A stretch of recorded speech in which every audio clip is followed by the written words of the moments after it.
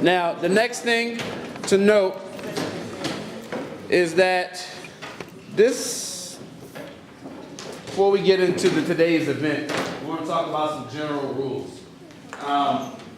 One, or just some general things about class in general.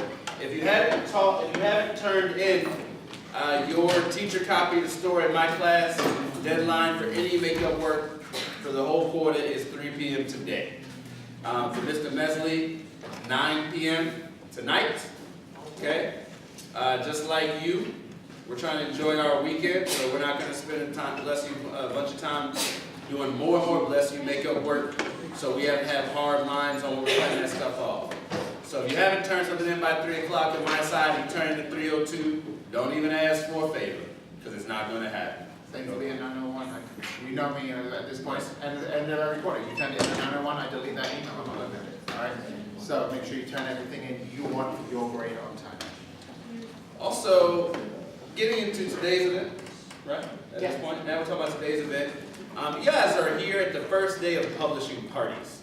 This is a tradition that Mr. Mesley and I want to start, and it's only right that we start with a class that's going out. You guys are heading to high school.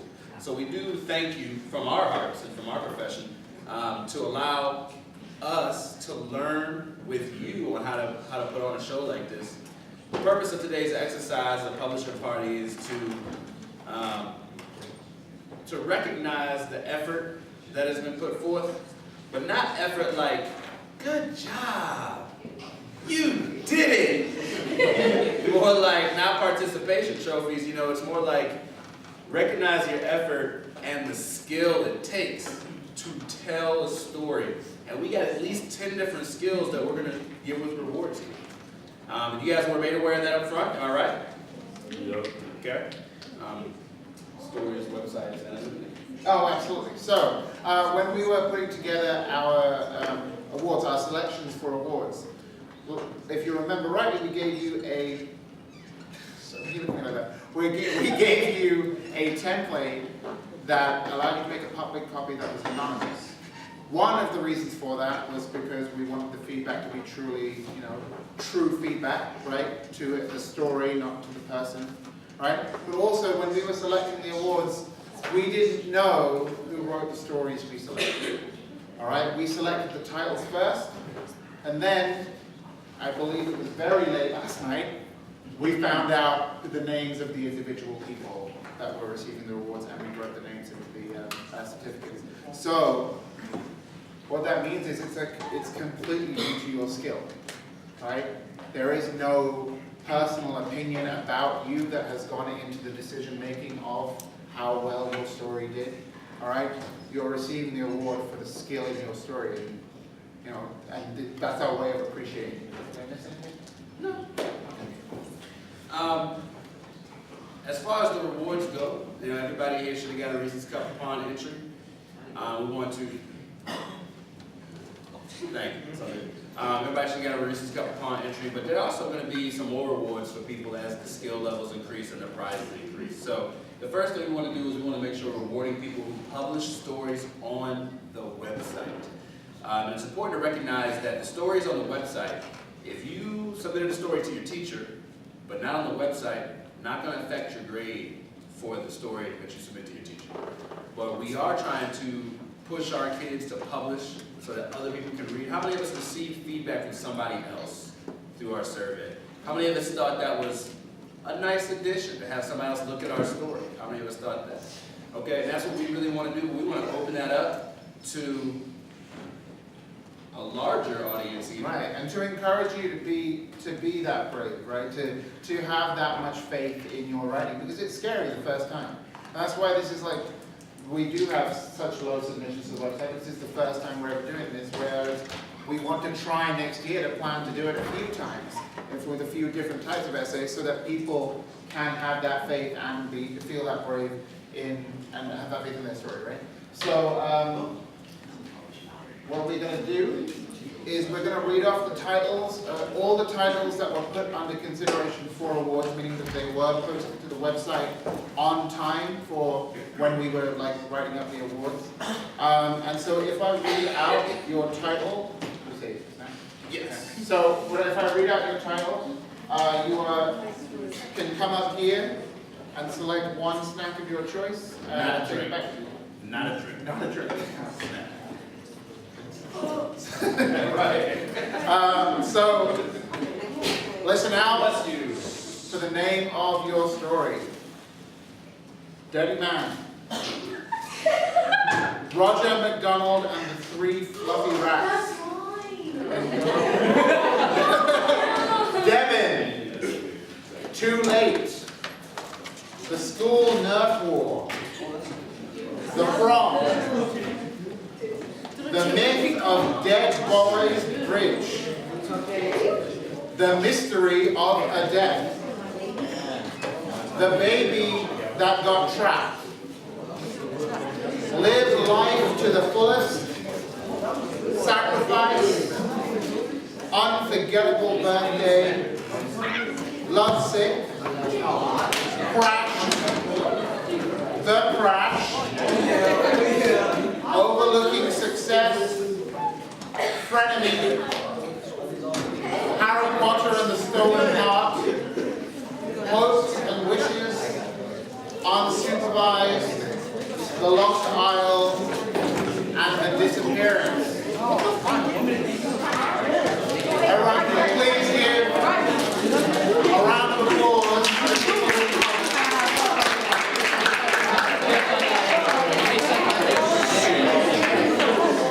I will point out quickly a tiny point of admin that occurred last night when I was selecting awards. Also, when I was trying to find out the names of people, there were two people who had misposted. One person had not censored their work at all, and one person had posted apparently a social studies assignment by mistake. So I took that off. But I got your actual essay for grading. I just posted the wrong assignment on the website. Me? Yeah. Yeah. All right, so if you went up and got an extra snack, if you heard your title, you are one of the people that we were considering for awards. You were one of the people who were in that selection process, right? So now it's time for the big one, right? Time to see who the winners are. That's right. Wait, hold on. So my work is still being. Alright, so our first award is for story title. And story title is a unique challenge. You know, when you have a unique story, a title can tell you what the story is, but then at the end of the story, you go back and look at that title, you're like, now I know what it really means. You ever had that feeling before? That's a unique title. And it's a skill to be able to create one of those. And so when we Mr. Mesley and I looked at the different titles that were on the website, we kind of went back and forth on a couple. But the one that won had a double meaning, took a common term and flipped it. And you don't really get it until you get about 60, 75% of the way through the story. And when you read the story Lovesick on the website, just go back and take a look at that feedback on there and just recognize what that story is about. No spoilers, not going to give you any spoilers. If you want to know what the story is about, go on that website, take a look, check it out. But written by one, Frida McSweeney.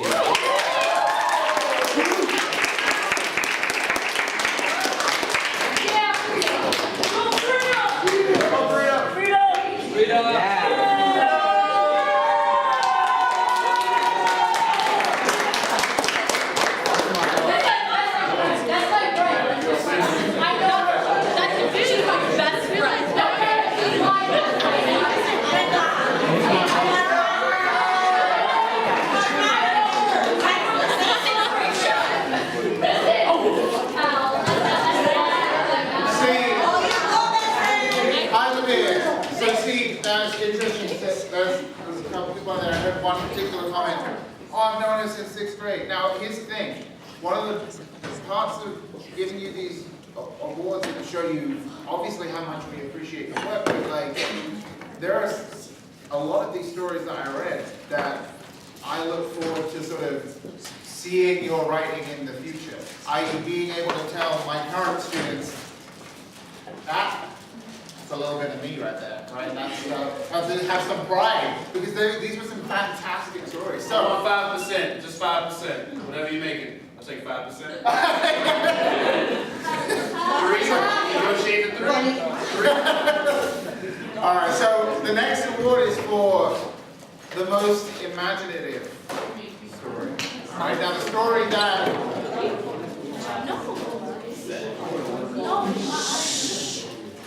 bear in mind as well that every word you're saying, if you're on a blue chair, can actually be picked up by that mic. So it'd be nice if all I heard was good things.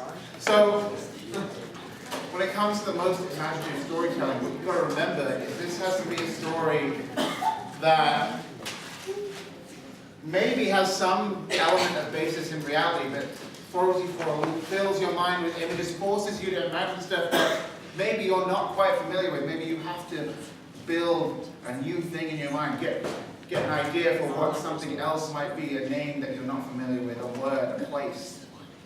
Now this story is so unassuming from the get-go, where you don't necessarily think you're going to be in for an imaginative piece of storytelling. It almost seemed real from the beginning, but I couldn't award this to anyone else in fourth period but the story Devin by Aaliyah Kizikowski.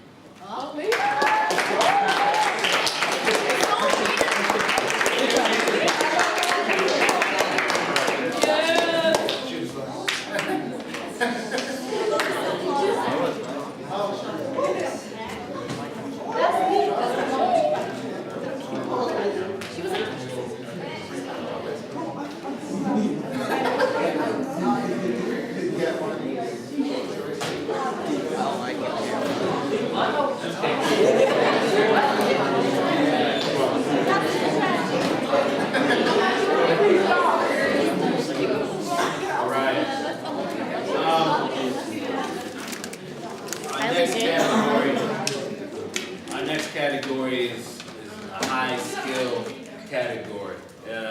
Descriptive writing is something that, bless you, can make a great story greater, can make a bad story better. When a person uses descriptive writing to tell their story, they're no longer just telling a story. See, telling a story has to do with the speaker. But there's a difference between telling a story and creating a vision. You're not using language arts, you're using the art of language. And at that point, once you create a vision, a level beyond that is bringing the reader into your vision. Having an experience what you want them to experience, to feel what you want them to feel. And that's the beauty of descriptive language. When we looked at some of the entries, the candidates for descriptive language, we looked at how many different senses did they use, what type of vocabulary did they use, how much did you feel like you were there with the narrator.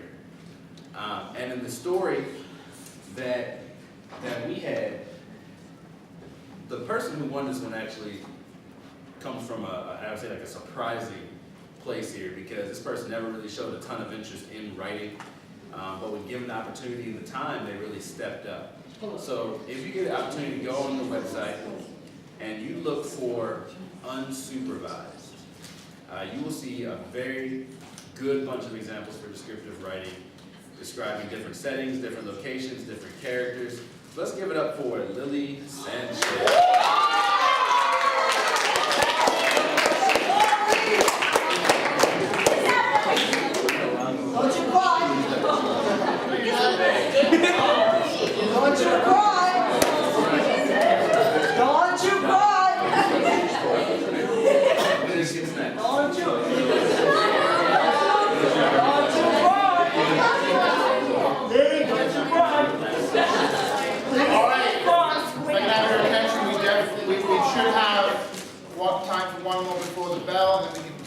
After lunch. All right.